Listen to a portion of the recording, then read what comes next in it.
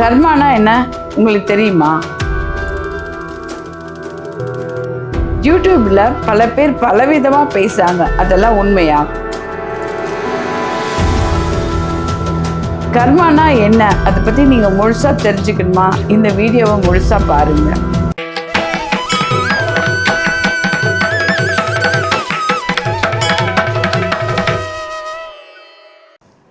தீபம் தமிழ் சேனல் நேயர்களுக்கு வணக்கம். நான் ஹெலன்ஜி. இன்னைக்கு நம்ம ஃபஸ்ட்டு பேச போகிறது என்னென்னா கர்மா.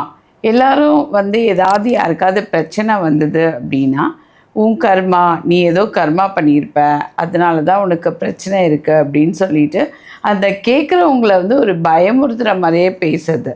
ஸோ கர்மானா என்ன அப்படின்றது தான் நான் உங்களுக்கு இன்றைக்கி சொல்ல போகிறேன். கர்மானா எப்படின்னு கேட்டிங்கன்னா, இயற்கையாக நீங்கள் செஞ்ச பாவத்துக்கு கடவுள் கொடுக்கறது தான் கர்மா, தண்டனை. அது எப்படின்னு கேட்டிங்கன்னா, ஒன்று ஏதோ உங்களுக்கு ஏதாவது பிரச்சனைகள் வரலாம், லீகல் ப்ராப்ளம்ஸ் வரலாம், இயற்கையாக ஏதோ ஒரு டிசீஸ் வந்துடலாம், இல்லை ஆக்சிடெண்ட் ஆகிடலாம். அப்படி இல்லைன்னா குழந்தைங்க ஏதாவது நம்மளை மீறி ஏதாவது ஒரு நெகட்டிவோடு பிறந்திருக்கலாம். ஸோ இந்த மாதிரியெல்லாம் இருந்தால் தான் அது கர்மா. ஆனால் இன்றைக்கி கர்மானா இன்றைக்கி பண்ணுறவங்க தாங்க கர்மா. எப்படின்னா, ஒருத்தரை பழி வாங்கிறதுக்கு எந்த லெவலுக்கு வேணால் போவேன் அப்படின்னு சொல்கிறாங்க. எந்த லெவலுக்குனா, சில பேர் மாந்திரிகம் பண்ணுறாங்க, சில பேர் துரோகம் பண்ணுறாங்க. ஸோ நம்ம யார் நம்ப முடியும்? அக்கம் பக்கத்தில் கூட பிறந்தவங்களா இருக்கட்டும், இல்லை ஃப்ரெண்ட்ஸாக இருக்கட்டும், இல்லை நம்ம ஒர்க் பண்ணுற இடத்துல இருக்கட்டும், ஏதாவது ஒரு விஷயம்னா உடனே அவனுக்கு அது பண்ணிடணும், இவனுக்கு இது பண்ணிடணும். ஒன்று நல்லா புரிஞ்சுக்கோங்க, மாந்திரீகம்ன்றது இன்றைக்கி ரொம்ப பெருசாக வந்திருக்கு. ஸோ இதுதான் பெரிய கர்மா, இருக்கிறதுலே பெரிய கர்மா அதுதான். சித்தர்கள் கண்டுபிடிச்சது தாங்க மாந்திரீகம். மாந்திரீகம்ன்றது அது இன்னொரு மருத்துவம். அந்த மருத்துவத்தை நம்ம என்ன பண்ணுறோம் அப்படின்னு சொன்னோம்னா, தப்பான விஷயத்துக்கு ஒருத்தரை பழி வாங்கிறதுக்கெல்லாம் நம்ம யூஸ் பண்ணிகிட்டு இருக்கிறோம். ஸோ அது பெரிய கர்மா. அது என்ன ஆகும்னு கேட்டிங்கன்னா, ஃப்யூச்சரில் உங்களை ரொம்ப கண்டிப்பாக பாதிக்கும். எல்லா வினைக்கும் ஒரு எதிர்வினை கண்டிப்பாக உண்டு. இதுவுமே நியூட்டன் லா தான். ஸோ தவறுகள் நீங்கள் பண்ணாமல் இருக்கணும் அப்படின்றத நீங்கள் ஞாபகம் வச்சுக்கோங்க. உங்களுக்கு யாராவது பெருசாக பிரச்சனைகள் கொடுத்துட்டாங்கன்னா, அந்த பிரச்சனைகள்லேருந்து வெளியில் வர்றதுக்கு நீங்கள் பாருங்கள், அது உங்களுக்கு உரிமை. ஆனால் அது உங்களுடைய உரிமை. அதை விட்டுட்டு அவனை அழிப்பேன், அவனை அப்படி பண்ணுவேன், நான் இப்படி பண்ணுவேன் அப்படின்னு சொல்லிட்டு நீங்கள் போயிட்டு ஊராக தேடி எக்கச்சக்கமாக பணத்தை வேஸ்ட் பண்ணிவிட்டு, நீங்கள் செலவு பண்ணி நீங்கள் பண்ணுற கெட்ட விஷயத்துக்கு அதுக்கப்புறம் அதனால் பாதிக்கப்பட்டவங்களும் செய்வாங்க. ஒருவேளை அவங்க செய்யாமல் கூட இருந்திருக்கலாம். நீங்கள் யாரை சந்தேகப்படுறீங்களோ அவங்க செய்யாமல் கூட இருந்திருக்கலாம். ஆனால் நீங்கள் செய்கிற கர்மா உங்களை கண்டிப்பாக தொடர்ந்து பிடிக்கும். அதனால தான் சொல்லுவாங்க, உன் பாவம் உன்னை தொடரும் அப்படின்னு சொல்லியிருக்காங்க. ஸோ நம்ம இந்த மூத்தோர்கள் முன்னோர்கள் சொன்னது, சித்தர்கள் சொன்னது, சித்தர் யுகம்ங்க இது. சித்தர்கள் சொன்னதெல்லாம் நீங்கள் கேட்கணும். யார் அவங்க சித்தர்கள்? கடவுளோட நேரடியாக பேசுகிறவங்க. நீங்கள் கூட நல்லவங்களாக இருந்தால் கண்டிப்பாக பேசலாம். நீங்கள் ஏன் தேடி தேடி அலையிறீங்க? அவங்கள போய் பார்க்கணும், இவங்கள போய் பார்க்கணும், இதை போய் பார்க்கணும், அதை செய்யணும்னு சொல்லிட்டு நல்லவங்களாக இருங்க, நல்லது செய்யுங்க. உங்கள் குழந்தைங்களுக்கு நீங்கள் பணம் சேர்த்து வைக்கலைன்னா கூட பரவாயில்ல, புண்ணியம் சேர்த்து வைங்க. ஸோ அப்போவே சொல்லியிருக்காங்க, மாத்திரு பாவம் பித்ரு தோஷம் அப்படின்னு சொல்லியிருக்காங்க. ஸோ தாய் தந்தை செய்கிற பாவங்கள் அவங்க குழந்தைங்களை தான் பாதிக்கும். ஒரு பழமொழி உண்டுங்க, கெட்டவன் வாழ்ந்துடுவான், ஆனால் கெட்டவனுடைய குடும்பம் அழிஞ்சிடும். ஸோ அதனால் அந்த சின்ன வயசுலலாம் நம்மளை கொஞ்சம் நம்ம பேரண்ட் பயமுறுத்தி வளர்ப்பாங்க. எப்படி பயமுறுத்தி வளர்ப்பாங்கன்னா, இப்படியெல்லாம் பொய் சொன்னால் உன்னை சாமி கணக்குத்திடும் அப்படின்னு சொல்லுவாங்க. இன்றைக்கி யாருங்க, எத்தனை பேருங்க அந்த மாதிரி நீங்கள் சொல்லி வளர்க்குறீங்க? சொல்கிறது இல்லை. முக்கியமாக பார்த்திங்கன்னா, நம்மளுக்கு தாத்தா பாட்டிகள்லாம் நிறைய கதை சொல்லுவாங்க. அன்றைக்கெல்லாம் தாத்தா பாட்டிங்கள்லாம் 70 வயசுக்கு மேலே சாலிடாக இருந்தாங்க. இன்னைக்கு 50 வயசு 55 வயசு கிராஸ் பண்ணுறதே உன்னைப்படி என்னப்படின்னு சொல்லிட்டு தான் நம்ம வந்து கிராஸ் பண்ண வேண்டியது இருக்குது. ஒரு குடும்பமாக வாழும்போது விட்டு கொடுத்து போகும்போது அந்த பெரியவங்க வந்து சொல்லி கொடுப்பாங்க, இது தப்பு, இது சரி. என்னதான் இருந்தாலும் அன்னைக்கு காலத்தில் வந்து பார்த்திங்கன்னா பாட்டிங்கெல்லாம் வீட்டில் இருப்பாங்க.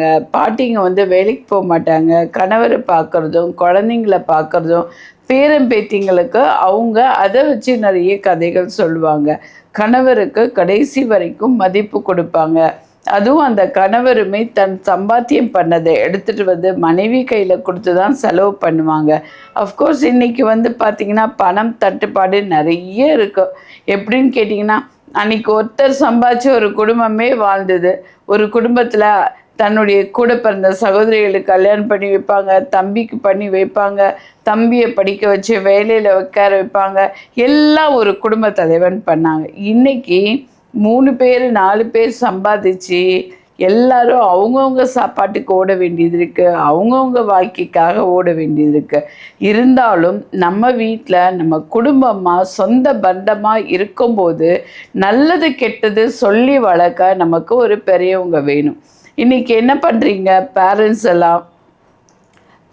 இல்லை, குழந்தைங்கள்லாம் மீன்ஸ் அவங்களுடைய பிள்ளைங்கள்லாம் என்ன பண்ணுறாங்க, நிறைய சம்பாதிக்கிறாங்க, லட்சமாக சம்பாதிக்கிறாங்க. அவங்க தன்னுடைய பேரண்ட் வந்து கஷ்டப்படக்கூடாதுன்னு சொல்லிட்டு அவங்க கொண்டு போய் ஏதாவது ஒரு வந்து மீன்ஸ் முதியோர்கள் இல்லத்தில் காசு கட்டியே சேர்த்துடுறாங்க. அவங்க நல்லா இருக்கணும் தான் நீங்கள் சேர்க்குறீங்க. ஏன் அதே நல்லா இருக்கணுன்றத உங்கள் வீட்டில் வச்சு பாருங்களேன். உங்கள் குழந்தைங்களுமே நல்லா இருப்பாங்க. அவங்களுக்கு நல்ல கல்வி அறிவும் வேணும். அதே சமயத்தில் கடவுள் பயம் வேணுங்க. கடவுள் பயம் இல்லாதவங்க தப்புக்கு துணிஞ்சவங்களாக ஆயிடுறாங்க. ஸோ நல்லது கெட்டது புரிய மாட்டேங்குது. இல்லைன்னு வச்சுக்கோங்களேன், அந்த பாட்டிங்க சொல்லி கதை சொல்லுவாங்க. அன்றைக்கி காலத்தில் மாரல்னு ஒரு சப்ஜெக்டு ஸ்கூல்ஸில் இருந்தது. ஸோ நல்லது கெட்டது சொல்லி வளர்த்தாங்க நம்மளுடைய டீச்சர்ஸ் முதல் கொண்டு. பிடி சப்ஜெக்ட் இருக்கும், மாரல் சப்ஜெக்ட் இருக்கும், மியூசிக் இருக்கும். இன்றைக்கி பார்த்திங்கன்னா ஒன்லி கம்ப்யூட்டர். அதுக்கப்புறம் வந்து பார்த்திங்கன்னா உங்களுக்கு வந்து படிக்கணும், அதுக்கப்புறம் வந்து நல்லா டிவி பார்க்கணும். அதுலேயும் பார்த்திங்கன்னா டெக்னாலஜி இன்றைக்கி ரொம்ப இம்ப்ரூவ் ஆகிருக்கு. டெக்னாலஜி இம்ப்ரூவ் ஆனாலும் நம்ம மனுஷங்க தானே, நம்ம உடம்புல ரத்தம் வருதில்ல. அப்போது நம்ம உடம்பு எப்படியெல்லாம் நம்ம வச்சுக்கணும், ஆரோக்கியத்தை நீங்கள் பார்த்துக்கணும். நிறைய பேர் பார்த்திங்கன்னா ஃபாஸ்ட் ஃபுட்டுன்னு சொல்லி சாப்பிட்டு உடம்பெல்லாம் கெடுத்துக்கிறது. ஸோ இது மாதிரி நிறைய விஷயங்களில் வந்து நம்ம தப்பு பண்ணுறோம். ஆனால் இதே நம்ம வீட்டில் வந்து ஒரு பெரியவங்க இருந்தாங்க அப்படின்னா இதெல்லாம் பண்ண விட மாட்டாங்க. இது வேண்டாம், அது வேண்டாம் சொல்கிறதுக்கு கூட ஆள் இல்லைங்க இன்றைக்கி நமக்கெல்லாம். அதனால் அதை நீங்கள் வந்து பார்த்து நீங்கள் வந்து உங்கள் குழந்தைங்கள வளர்த்திங்கன்னா அட்லீஸ்ட் அவங்களோட எதிர்காலம் நல்லா இருக்கும். நம்ம வந்து எல்லா விஷயத்துலையுமே நல்லது கெட்டது பார்க்கணும், நல்லவங்க கெட்டவங்க பார்க்கணும். கெட்டவங்கன்னா அது வந்து அந்த காலத்து ஆதி காலத்துலேருந்தே இருந்ததுங்க. ஸோ அதனால தான் அப்போவே சொன்னாங்க, 10 மிளகு இருந்தால் பகைவர் வீட்டிலும் உண்ணலாம் சொன்னாங்க. ஸோ இந்த மாதிரி அந்த டைம்லேயே இந்த மருந்து பண்ணுறது, மருந்து கொடுக்கறது, இப்போ ஒருத்தனை அழிக்கிறது எப்படி, அது மாதிரிலாம் இருந்தது. ஆனால் அன்னைக்காவது இல்லை, 70 வயசு 80 வயசுக்கு மேலே தான் எல்லாருக்கும் மரணமே வந்தது. ஆனால் இன்றைக்கி பாருங்கள், எல்லாம் 55 வயசு 60 வயசு கிராஸ் பண்ணிட்டாவே அது ஒரு பெரிய விஷயமா இருக்குது. ஏன் சொல்லுங்கள், நம்ம சொந்த பந்தத்தோடு வாழாமல் தனியாக இருக்கோம் இல்லையா? ஸோ தனியாக இருக்கும்போது நம்மளுடைய சொந்த பந்தம் சொல்கிறது, நான் வந்து நம்மளுடைய பெரியவங்களை சொல்கிறேன், முன்னோர்களை சொல்கிறேன். ஸோ முன்னோர்கள்னால் அம்மா அப்பா வந்து இது மாதிரி கணவனோ மனைவியோ யாருடைய அம்மா அப்பாவாக இருந்தாலும் பரவாயில்ல, ஒரு வயதானவர்கள் நம்ம வீட்டில் இருக்கும்போது அவங்களுடைய சொல்கிற கதைகள், அவங்க சொல்கிறவுடைய எக்ஸ்பீரியன்ஸ், இது மாதிரி இருந்தது, எங்கள் ஊரில் இப்படி ஒருத்தர் இருந்தார், எங்கள் ஊரில் இப்படி ஒருத்தர் இருந்தார், கதை சொன்னாதான் குழந்தைங்க தூங்குவோம் அப்படின்னு சொன்ன காலமெல்லாம் போச்சு. இப்போதைக்கு காதில் பாட்டை கேட்டுக்கிட்டு தூங்குறதோ, இல்லைன்னா டிவியை பார்த்துக்கிட்டு தூங்குறதோ, காலை வரைக்கும் டிவி போயிட்டுருக்கதோ. ஸோ அதனால் நல்லது கெட்டது, கடவுள்லாம் யார், கடவுள் எதுக்கு தண்டனை கொடுப்பாரு, கடவுள்கிட்ட நீங்கள் எல்லா தப்பையும் செஞ்சுட்டு போயிட்டு மண்டிட்டுட்டிங்கன்னா தப்பு போயிடுமா? போயிட்டு அதுக்கப்புறம் எதுவுமே செய்ய வேண்டாமா? செய்யணும். நீங்கள் நல்லவங்களா வாழணும். திருந்தி வாழுங்க. நீங்கள் கர்மா பண்ணாதீங்க. அதுதாங்க கர்மா. கர்மான்றது வந்து நம்ம எப்போவோ பண்ணதெல்லாம் கிடையாது.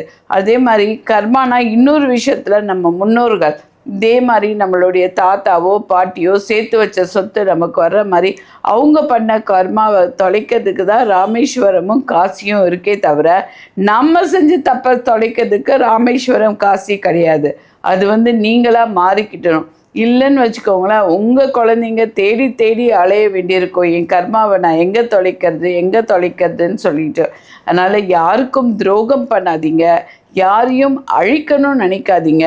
முக்கியமாக மாந்திரீகத்தை நல்ல விஷயத்துக்கு பூஜை பண்ணுறதுக்கு உங்கள் டெவலப்மெண்ட்டுக்காக யூஸ் பண்ணிக்கோங்க. மற்றவங்கள அழிக்கிறதுக்காக யூஸ் பண்ணாதீங்க. எவ்வளோ செலவானாலும் பரவாயில்ல, காசு இருக்கவங்க பேசுகிற வார்த்தை எவ்வளோ செலவானாலும் பரவாயில்ல, அவன் எனக்கு துரோகம் பண்ணிட்டான், அவனை நான் அழிச்சு தான் ஆவேன் அப்படின்னு சொல்லிட்டு நீங்களே உங்கள் மனசுக்குள்ளே சேலஞ்ச் பண்ணிவிட்டு யாருக்கும் தெரியாதுன்னு சொல்லிட்டு மாந்திரிகம் பண்ணிக்கிட்டு செஞ்சிடும் போது அது என்ன ஆகும்னா கண்டிப்பாக ஒரு நாளைக்கு அது வெளியில் வருங்க. அப்புறம் காட்டி கொடுக்குது, தான் வாழ பிறரை கெடுக்காதே அப்படின்னு சொல்லிட்டு சொன்னாங்க நம்ம முன்னோர்கள். யாராவது கேட்குறீங்களா இன்னைக்கு? நீங்கள் உங்களுடைய சுயநலத்துக்காகவும் உங்கள் சந்தோஷத்துக்காகவும் மற்றவங்க வாழ்க்கையை ஈஸியாக கெடுத்துட்டு போகிறீங்க. அது கர்மா. ஸோ கர்மானா இதுதாங்க கர்மா. நாம் செய்து தான் கர்மா. மற்றவங்க நமக்கு செஞ்சதெல்லாம் கர்மா இல்லை. அதுக்குடைய பலன் வந்து கடவுள் இயற்கையாக கண்டிப்பாக கொடுப்பாரு. இதுக்கு முன்னாடியும் கொடுத்துருக்கிறாரு, இனிமையும் கொடுப்பாரு. அதனால் முடிஞ்ச அளவுக்கு கர்மாவை தவிர்க்கணுன்னா நீங்கள் நல்லவங்களா வாழுங்க, நல்லவங்க கூட இருங்க, பெரியவங்களை குழந்தைங்களோட பழக விடுங்க. அப்போ தான் உங்களுக்கு வந்து நல்லது கெட்டது உங்களுக்குமே புரியும். இல்லைன்னா அந்த காலத்தில் பொய் சொல்லக்கூடாதுன்னு சொல்லி கொடுப்பாங்க பேரண்ட்டு. ஆனால் இவங்க வந்து அப்பா இல்லை சொல்லு, அம்மா இல்லை சொன்னால் அந்த குழந்தைங்க கேட்கும். நீங்களே எங்களை சொல்லி கொடுத்துட்டு நீங்களே ஏன் இது மாதிரி பொய் சொல்கிறீங்கன்னு கேட்பாங்க. ஆனால் இன்றைக்கி அதெல்லாம் கேட்கறது இல்லை. ஏன்னா அப்போ பாட்டி தாத்தாக்கள் இருந்தாங்க இல்லையா? ஸோ அதனால் குடும்பமாக சேர்ந்து வாழுங்க. உங்களுடைய நல்ல குணத்தை நீங்கள் வெளிப்படுத்துங்க, நல்லவங்களாக இருங்க. கர்மாவை சேர்த்துக்காதீங்க. அதனுடைய கஷ்டத்தை நம்ம குழந்தைங்க நம்ம வாரிசுகள் நிச்சயமாக அனுபவிப்பாங்க.